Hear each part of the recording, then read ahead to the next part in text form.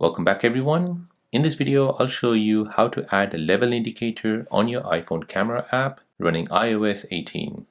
So with the level indicator, you can basically level your photo so that it is straight when you take a picture and you don't need to edit it later on. So let me show you how you can do this. So first you want to go into settings. Next, you want to scroll down until you see camera. From here, where it says composition, find level. And as you can see, it's currently switched off. So go ahead and turn it on. Now go back to your camera app and you'll notice something in the middle of the screen which looks like this.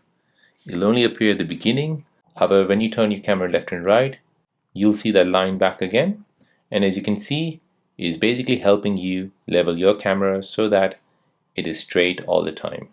So basically the aim is to make sure the lines are straight and matching to the lines which is on the left and on the right. And there you go guys. That is how to enable the level indicator on your iPhone camera app. Now if you're new on the channel and you want to find out more about your iPhone, your Android phone or any other social media apps, then don't forget to subscribe to this channel. Hit the like button if you find this video useful. Thank you for watching and see you in the next one.